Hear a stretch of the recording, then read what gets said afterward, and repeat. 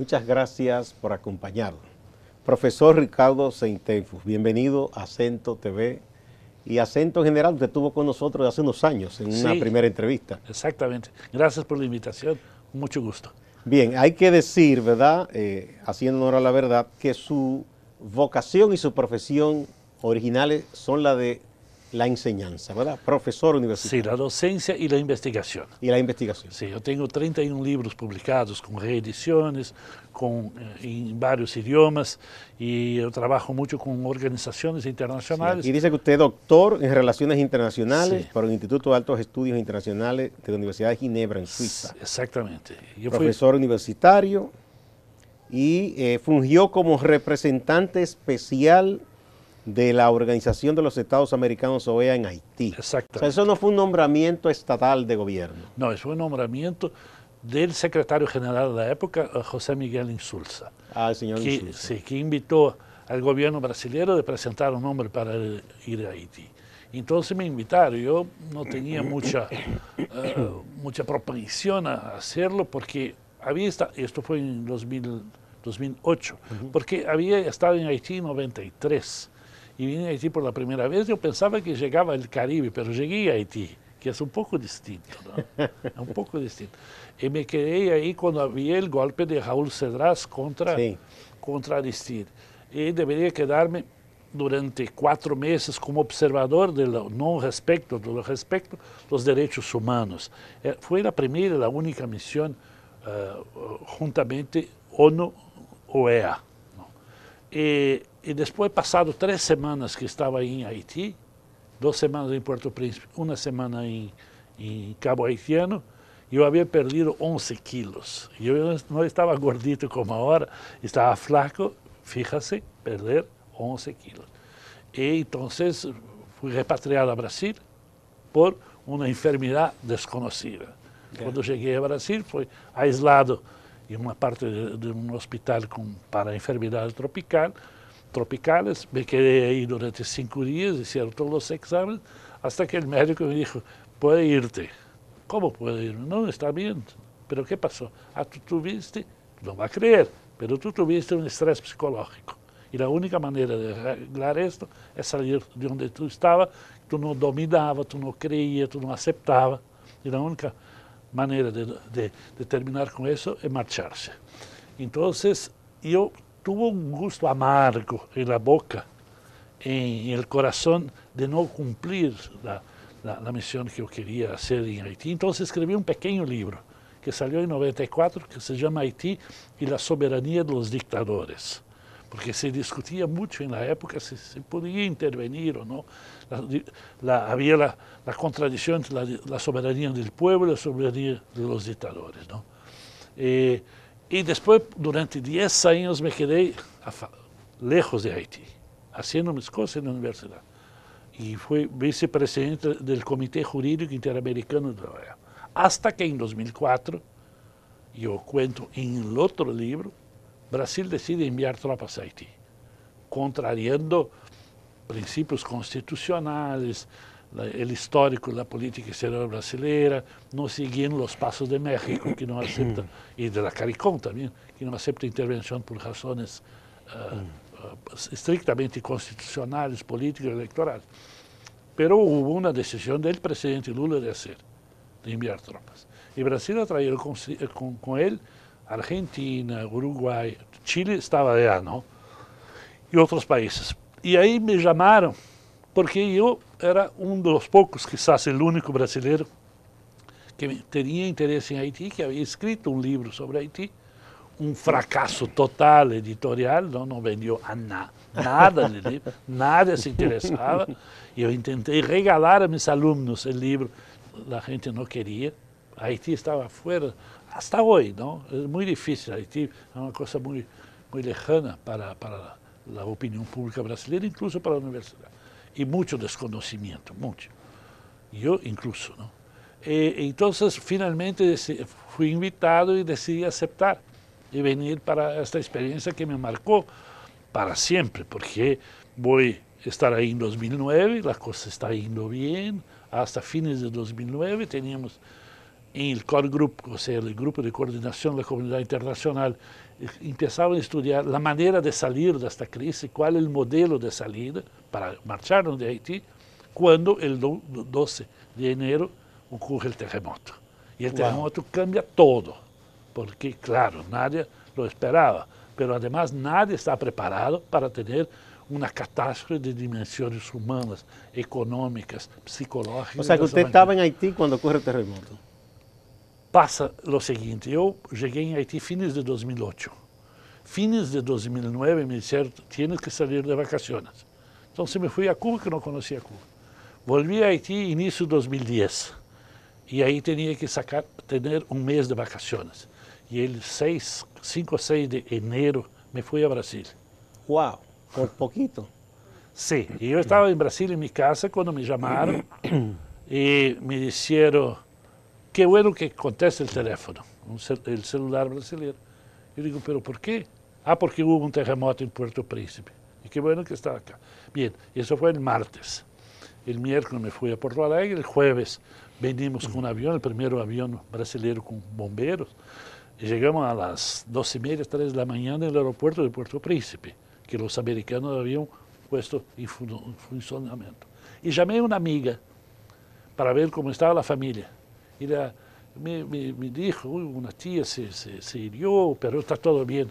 Y me preguntó, ¿tú vas a dormir a dónde? Yo digo, voy al apartamento, a mi casa. Pero tú no tienes más casa. Todo el edificio se derrumbó y mató a toda la gente. Y había niños, todos extranjeros, niñas que habían llegado hace poco a Haití. Y en algunos libros se habla justamente de mi edificio porque está atrás del Hotel Caribe. Y el Hotel Caribe no se derrumbó, pero la gente tuvo que salir de las habitaciones y procuraron refugio en la cuadra de tenis que está ahí, entre mi edificio y el hotel. Entonces había muchos escritores extranjeros que estaban ahí en Haití, había un festival literario en Haití en este momento, ¿no? Entonces escribieron sobre esto.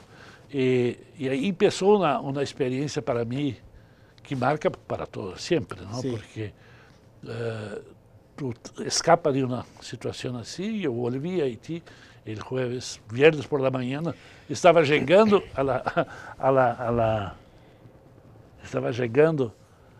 a mi oficina y la gente, pero profesor, ¿qué usted hace acá? Cuando toda la gente quiere marcharse de Haití, porque había toda la gente que quería. Y digo, no, yo vine a ver si ustedes también. Y todo. Ahí empezó una experiencia extraordinaria de vida, una experiencia humana, una experiencia de observación de los otros, pero también una experiencia sobre mis reacciones, ¿no? Y yo vi un pueblo muy valiente, un pueblo muy espiritual. Yo me acuerdo que estaba en la embajada, la residencia del embajador de Brasil, y por atrás de la residencia un pequeño jardín, y hay un valle ahí, ahí en Puerto Príncipe. Imagine, el viernes por la noche, todo oscuro, no había luces, había todavía polvo y olor de cuerpos descompuestos, y salía de este escuro, de este hueco que había ahí, cánticos religiosos, voces que se elevaban. Wow. Así era muy impresionante, hasta y pensaba cuando la noche llegaba, hasta las 10:30 de la noche. Y después durante el día, cuando yo iba a ver a la gente donde estaba, había de todo, ¿no? Había cuerpos, había de todo, fue una cosa. Entonces, luego que usted retorna ahí en medio de esa destrucción, ¿qué tiempo duró de manera permanente en Haití? Ahí me quedé, hasta diciembre de 2010, cuando hubo algunos problemas con mis colegas diplomáticos, ¿no? Cuando evité un golpe contra Preval, que querían hacerlo en 29 de noviembre de 2010, que no lo permití, cuando me puse en contra a la actitud del cuerpo diplomático, con excepción del embajador dominicano Rubén Sillier y del embajador cubano Ricardo Nápoles, que sabía muy bien que era cólera y que venía de las tropas de Nepal, de Naciones Unidas, pero también con los representantes de Naciones Unidas. Hasta que yo di una entrevista a un periódico suizo en octubre, y los periódicos tienen su propio cronograma de publicación. Lo publicaron el 20 de diciembre, un momento de crisis. Sin proponérselo, eso también impactó. Sí. El momento en que se publicó. No, el momento en que se publicó, el mismo día, la misma mañana. Seguro que lo acusaron de estar coordinado para hacer eso. No, el momento, porque el perjudicado fui yo, no. Y las ideas que defendía. Porque Jesús aprovechó, bajo mucha presión, y me llamó diciendo: mira, Ricardo, te vas de vacaciones otra vez, segundo año, y cuando vuelves te despide la gente, recoge tus cosas y adiós. Sí. Bueno, usted escribió un primer libro, Reconstruir Haití entre la esperanza y el tridente imperial. Eso fue en 2016.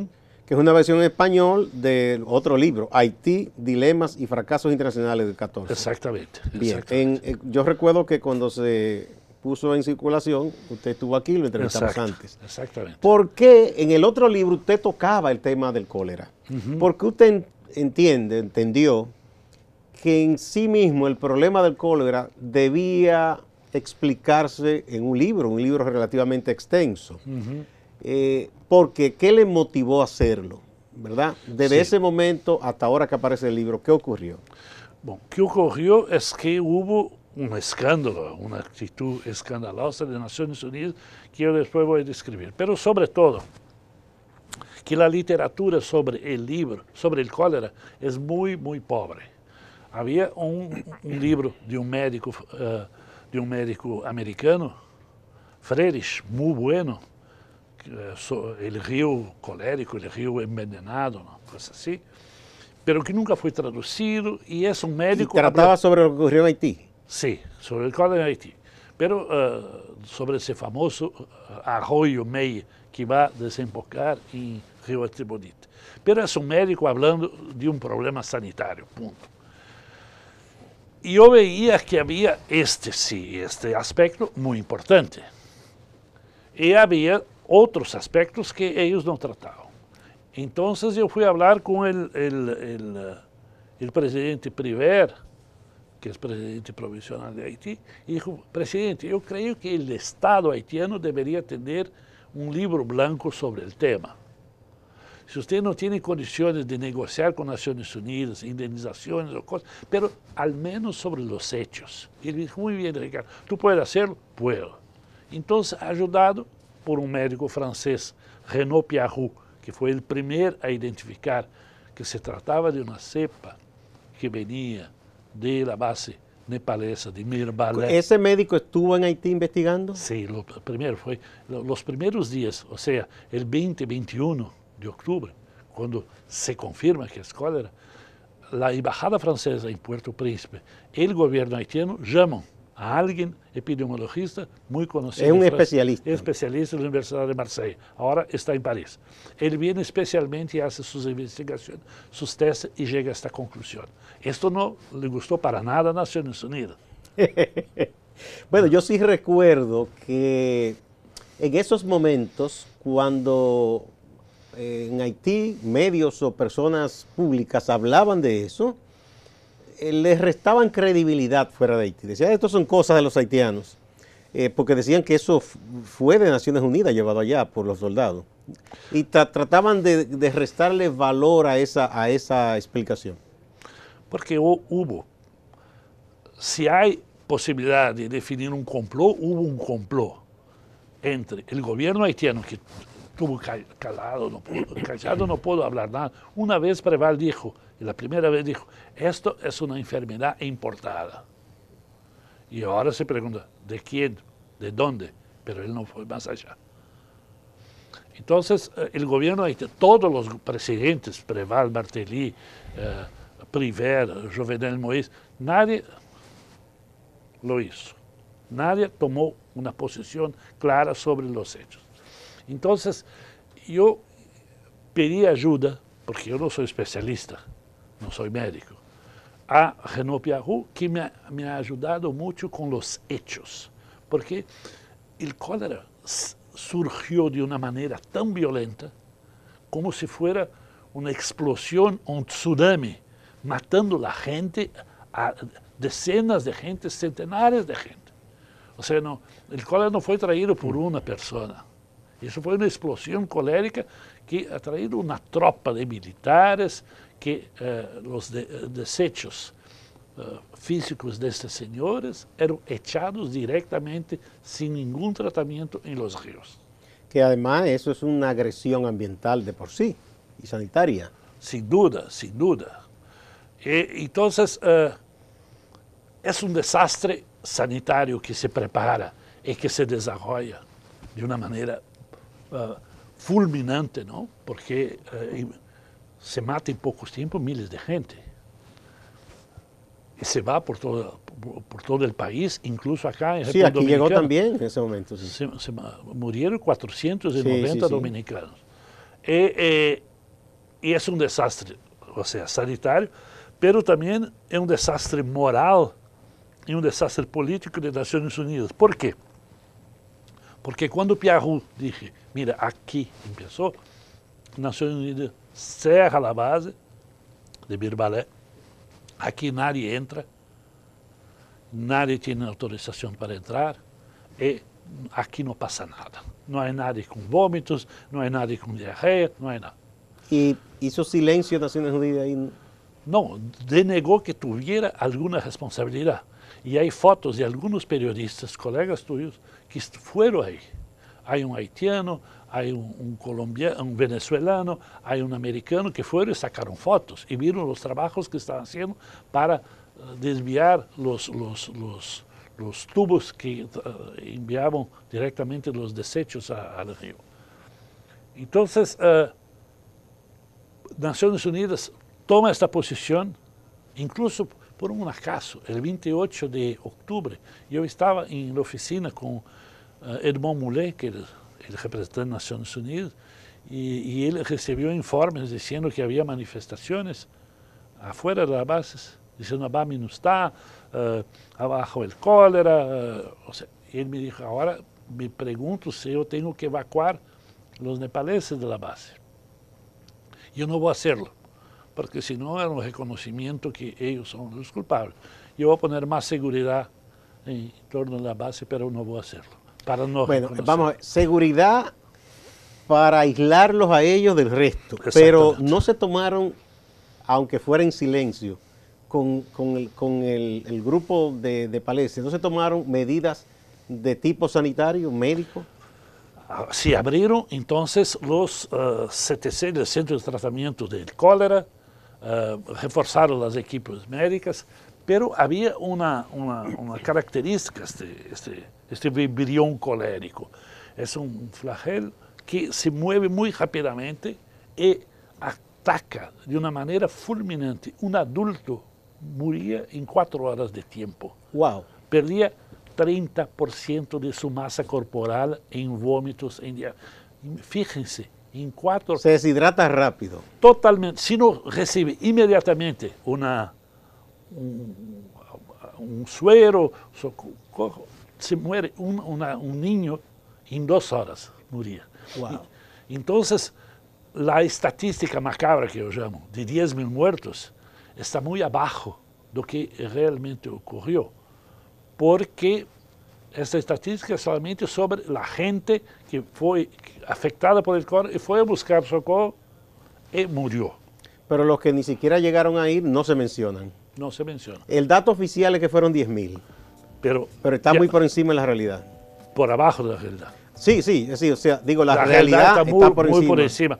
Porque Piarou hizo extrapolaciones por pueblitos, por ciudad. Piarou es el médico francés y llegó a 50.000. 50.000. Vamos quedando con ese dato, don Ricardo, porque tenemos que ir a una brevísima pausa. Cuando retornemos vamos a hablar con más detalle, porque se trata de una investigación muy seria.